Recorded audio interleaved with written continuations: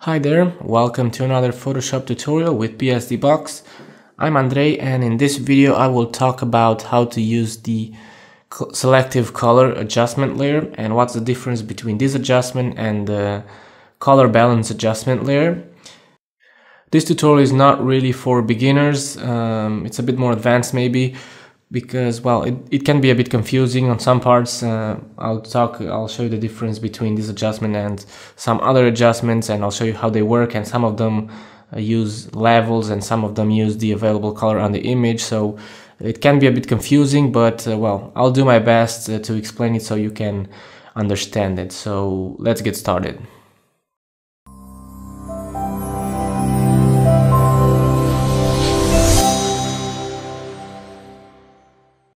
For this tutorial you can use any image you want.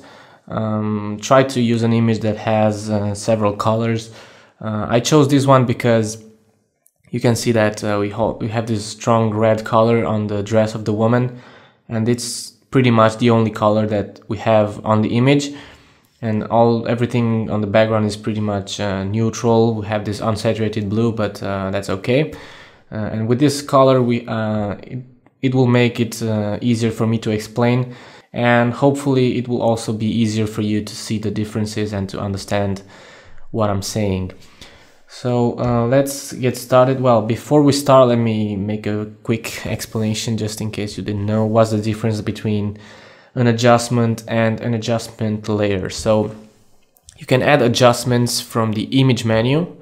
If you go to adjustments, if you go to image adjustments, you have a list of adjustments here. And for example, I'll select selective color. This is the adjustment that I will explain next. And I can make a few changes here and click OK. So, well, that's my adjustment. I applied it, but there's a problem. And the problem is that I applied that adjustment directly on this image. So I affected this image, and that's not good, because if I want to change the settings, I cannot do that. I have to undo this, apply this adjustment again with different settings, and that's not practical. A better practice is to use adjustment layers, and you can do that if you go to layer, new adjustment layer, and you have the same list here, but it's even better if you go down on the layers palette. You see this icon here, you can click it and select selective color from here, and you'll see a new layer will be created. That's why it's called an adjustment layer. And the advantage we have with this is that we can turn it on and off whenever we want. You can change the settings whenever you want. You can also use blend modes, which is something you cannot do if you use the adjustments from here. And you have all the advantages of layers. You can use layer styles. If you double click, you'll open the layer styles window, although that's something I never did. But anyways, you can change the opacity. You can also have a layer mask here, which you can use to delete the effect on parts that you don't want, so it's a lot better. Okay, so we have this adjustment here, and well, let's see how this adjustment works. You have a drop-down list here with a few colors, and these are the colors that you will affect with this adjustment, okay? So if I have red selected, I will affect all the reds in this image. In this case, I only have the dress, that's why I chose this image. So if I select reds, I tell Photoshop, okay, take the reds color, and I have these three colors here, so I can tell Photoshop to add more cyan on the reds, and if I slide this to the right, I will start adding more cyan. As a result, the image will become a bit darker, and it will also affect a bit the skin, because on the skin we also have reds, but not as many as on this dress. You can add more magenta if you want, and probably a bit more blue, and I'll explain why you add blue if you reduce the yellow. I'll use another adjustment for that. You will see it a lot better, but if you put the yellow on negative values in this adjustment, you will add more blue. So that's how you can use this adjustment. So you select the color, and you have these three sliders to add cyan, magenta, yellow, blue, green, or red to the color that you have selected here. If it's confusing now, just wait, I'll explain that. And with the black slider, what you can do is make that color, in this case the reds, you can make them brighter or darker. If you use negative values, you will make the image brighter. The reds actually, not the image itself. And if you set this to positive values, you'll make the reds darker. So let me undo that. If I select greens, for example, I can make any change I want here. Nothing will happen because there's no greens on the image. So that's important. With these colors that you see here have nothing to do with the channels. So you're not affecting any channel in particular. You're only affecting the colors available on the image. So as you saw, if I chose greens, nothing happened because there's no greens on the image. On the other side, if you use the channel mixer, for example, as the name says, it has to do with the channels. And if I select greens here, if I change the slider here, the entire image will be affected because I'm playing with the channels here. So a channel is the whole image. So see that? The whole image, only that, for example, the red channel is brighter because it has the brighter colors. But anyways, I will not explain the channels now. So for example, if I select the reds, I will not only affect the reds with this adjustment, I will affect the entire image. So with the channel mixer, you affect the entire channels, the entire image. This is an adjustment I don't use I almost never use it. So that's why I use Selective Color, because that way with the reds, I affect only the reds, not the red channel. So that's the difference between these two adjustments. Okay, with the neutrals, you will affect the gray colors, and with the blacks, you will affect the shadows. And now let me explain something that's quite confusing, especially for beginners when using this adjustment, and that is this values here. A moment ago I said that if you put yellow on negative values, you get blue. And in order to demonstrate that, I will select the blacks, which are the shadows, well, the blacks.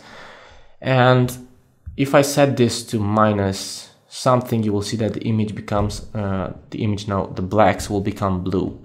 And that's because on RGB mode, I'm on RGB mode.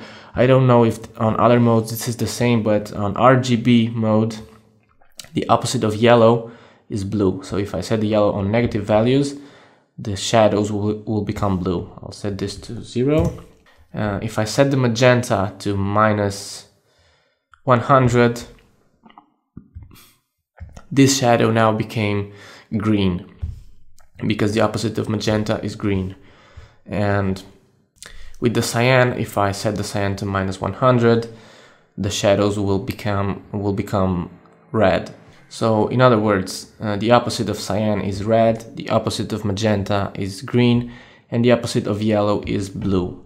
So you will see that a lot better if you use the color balance, which I will add right now. I will delete the selective color. So let's choose color balance. This is an adjustment I use quite often on my manipulations. And this one works a bit different than the other one because this one affects tones. So that one affected each color that you selected from that list. But in this case, the list is made of shadows, midtones, and highlights. So for example, if you want to make the shadow, if you want to give them a red touch, you can get the slider and slide it to the right, and you add more red to the shadows, or a bit more magenta to the shadows, or a bit more blue to these shadows. I'll undo. And in this adjustment, you can see that clearly the opposite of these colors. For the cyan, the opposite is red, the opposite of magenta is green, and the opposite of yellow is blue. If you have a Lightroom program, or I think even in Photoshop, if you want to adjust the temperature of an image, you have typically you have two sliders, which are these ones. So you can make the image colder by changing the slider to blue, or make it warmer if you slide this to the yellow. So it's pretty much the same thing with the color balance.